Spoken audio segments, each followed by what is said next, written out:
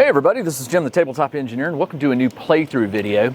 Today I am playing 5 Parsecs from Home Bug Hunt, and in today's episode actually what I'm doing is rolling up the details for Mission 4.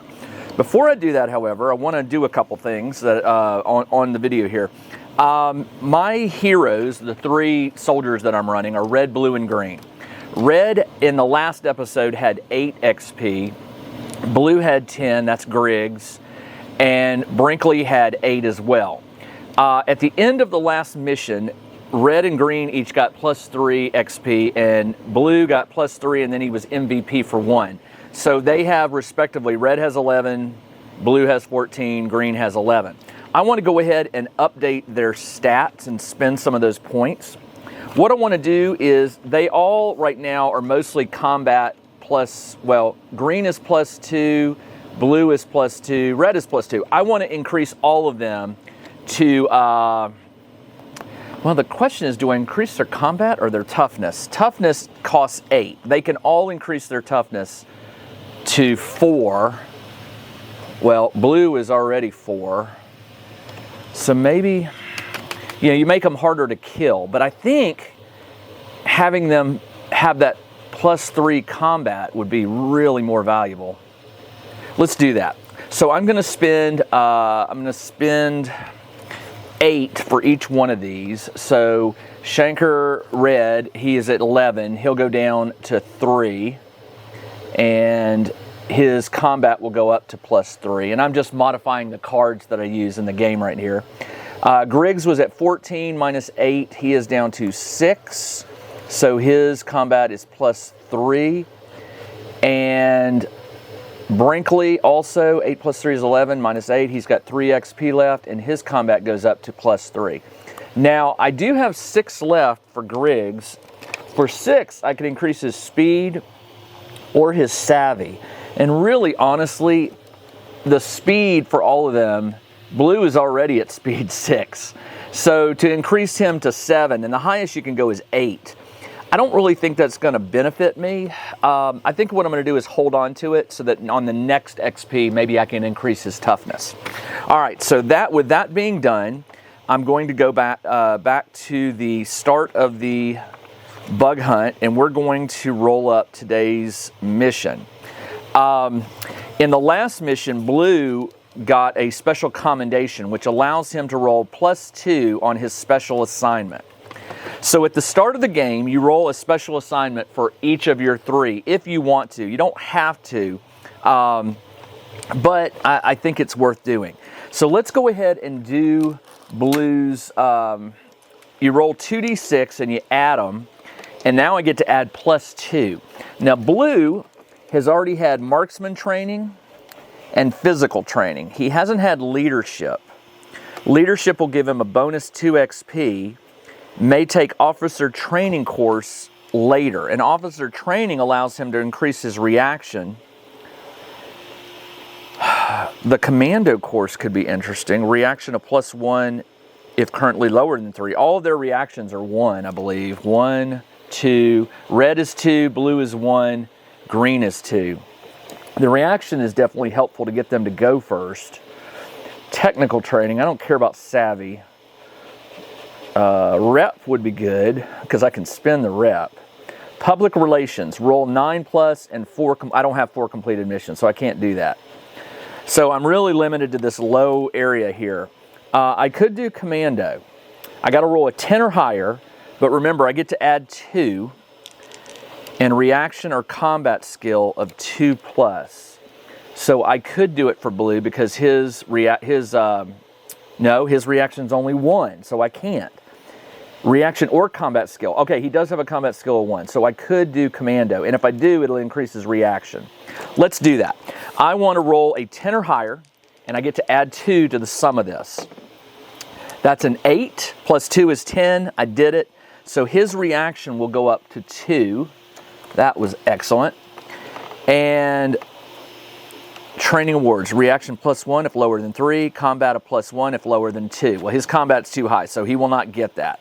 But he does get 2 bonus XP. I can't spend them until the end of the mission, but he is now automatically at 8. So that is great because he'll be able to increase his toughness on the next one.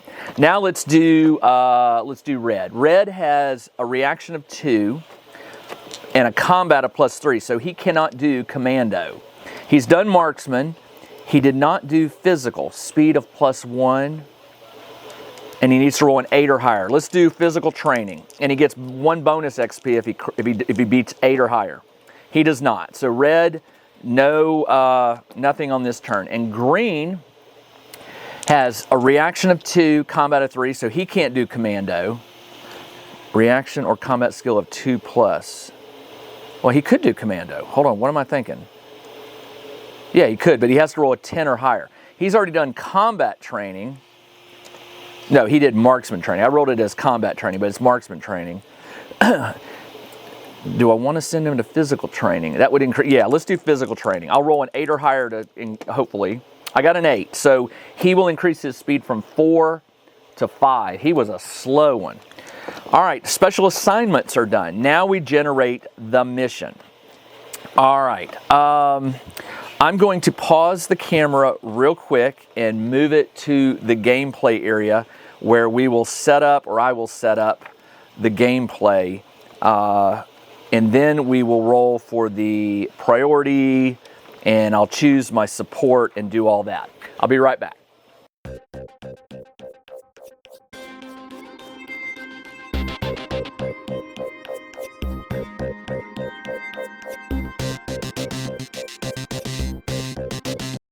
Check out the new RPG and Wargame newsletter. Each week, the Tabletop Engineer shares news, products, Kickstarters, and much more related to the gaming hobby. It's free to subscribe, so check out the link in the video description below to sign up. All right, let's get this mission generated. The first thing I need to do is set up the battle area. I've got a 3x3 here. I did a time lapse showing you how I did that. And I am going to place 6 dice around the table. So what these dice are is they're basically going to determine where the critical parts of the game will take place, like what my objectives are. And you basically define what you call high interest areas. So what I'm going to do is I'm going to put 1 here near the cargo crates. I'm going to put 2 up here at the top of the stairs. I'm going to put 3 here at the here between the power generators. I'll put 4 over here near these cargoes and power generator. I'm going to put 5 right here at the base of the ship, and I'm going to put 6 at the top of these stairs. Now these are supposed to be, I think, a certain distance apart, more than 6 inches away from the battlefield edges, so I'll check that. That one's probably not 6. And then you roll 3d6 and you remove any of the dice that don't match. So I'm going to roll these 3, and I rolled a 1, 2, and 4. All right, so the 4 goes away, the 2 goes away, and the 1 goes away, which was right here, leaving 3 generic objectives. These are not vital or critical, which means I have to get at least 2 of them in order to consider the game won. I need 3 in order to get bonus XP. So the blue tokens will represent the normal objectives, and what you do is you roll to see what the objectives are. Now, it doesn't say that an objective, that you can't have duplicate objectives, but I sort of house rule it that just to make it fun, there's going to be 3 unique ones. The table is on page 185, and I'm going to roll a d6 for the first one, and we'll say that this one is for 3 here. And I rolled a 6, which is a hack. So all of these have a name on them. I should have kept them in my hand. All of these have a name. Just dropped one. Give me a second. Fiddly bits. They are very, very fiddly. Patrol, retrieve, hack. I will put that one here because it's supposed to be 6 inches. All right, let's keep going. We come around here to number 5, was it? 5 at the ship. This one will be 4, which is retrieve. Retrieve. Right there. And then the third and final one, number 6. I'll re-roll that. 3, which is secure. Secure. All right, let me tell you what these do. The secure, that objective is completed if at the end of the round a trooper is within 6 inches and no enemies are within 6. That's probably one of the easiest ones to do. Retrieve, a trooper moving into contact and spending an action can pick up the package. If the figure becomes a casualty, the package is dropped. To complete the objective, you must hold the package when evacing. That one can be tricky. And then finally over here, for hack, a trooper must move into contact and spend a combat action. Roll 1d6, add your savvy, and a score of 6 or higher completes the objective.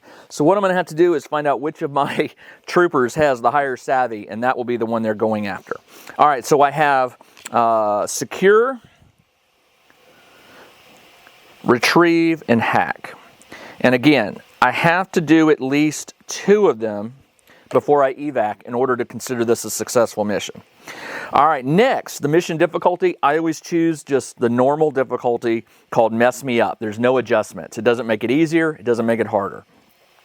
Let's determine the priority of the mission. Roll 2d6s and pick the lowest. A 1 priority. All right.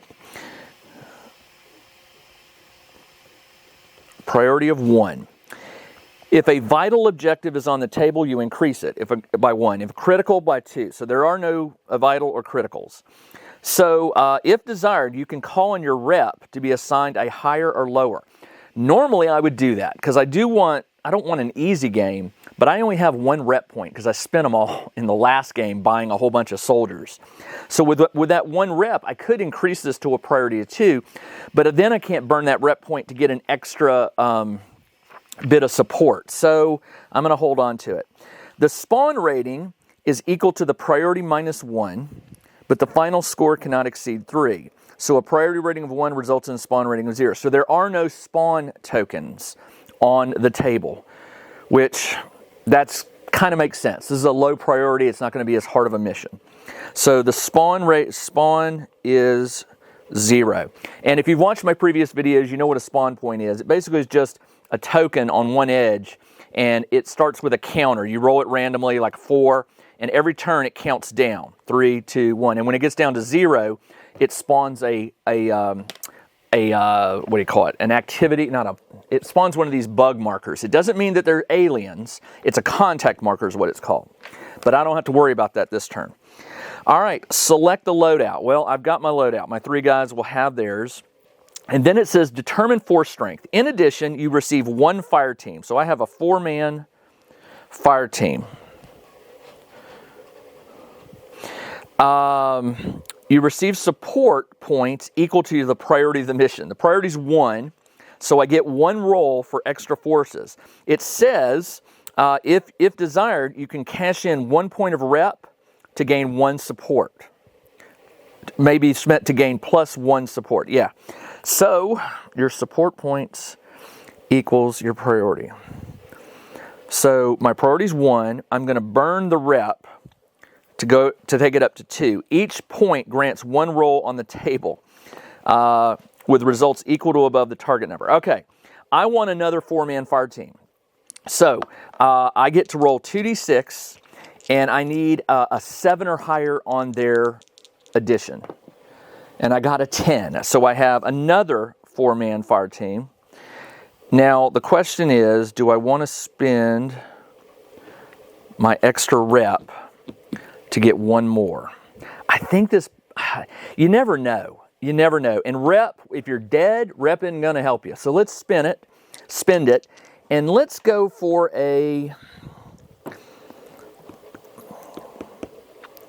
I'm going to go with a sharpshooter, a sniper. I need to roll a 6 or higher, and I rolled a 10. So I have a sharpshooter. And the sharpshooter is nice because they have that distance, and you can put them up high and they can see most of the game map. If I put him up here, I'm in good shape. All right, that is it for the force strength. Tactical locations. Now, tactical locations are represented, I represent them by this little token here. And it says you will need markers to indicate them. If you're not using signals, you'll put 6 of these out. But I like to play with signals. I just think it mixes up the game. A signal looks like, the token looks like this Wi-Fi symbol, okay? And it's like unknown signals that the crew can investigate. You don't have to. Actually, that's not true. In certain situations, you do have to. But if you want to play with signals, they are on page 208. And how this works is your total number of signals and your total number of tactical locations will add up to 6. You roll a d6 to determine how many signals. So you could have 6 signals and no tactical locations. And it says for every, signals. At the end of each round, roll d6 for each signal. Okay, hold on, that's not it. That's optional. Where does it tell you how to add them?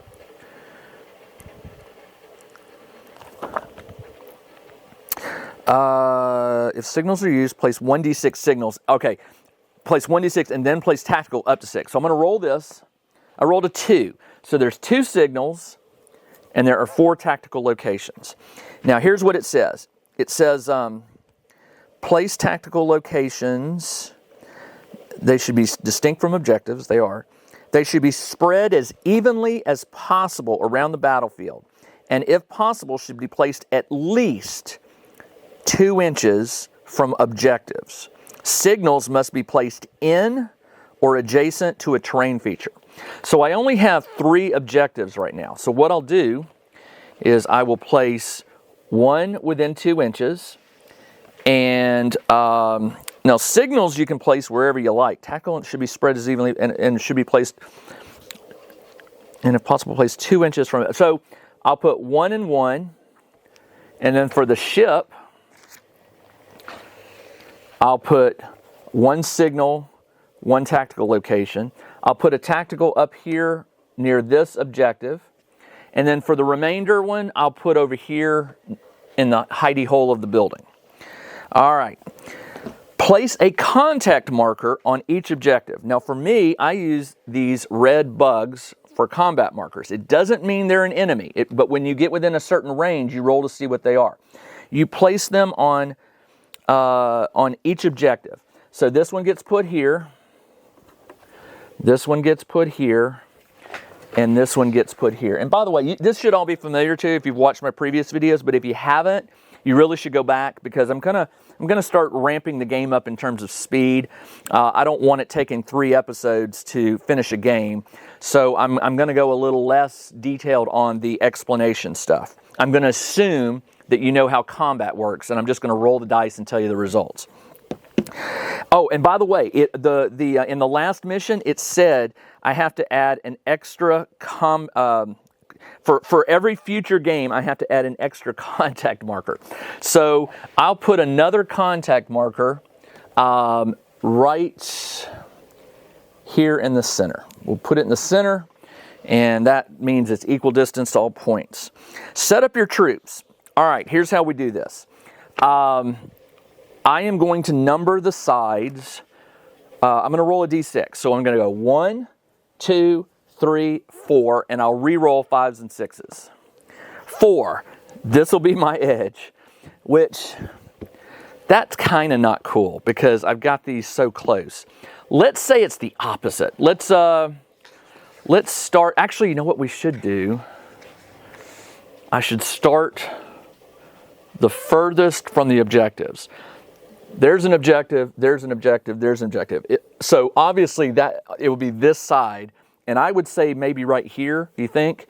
That would be, if over here is going to be close to this objective. So further is here, but I'm also getting close. So I'm going to put my guys right here. Let me get them. So red, blue, and green are my typical go-tos, and they are painted red, blue, and green. Their bases are. So they will start here.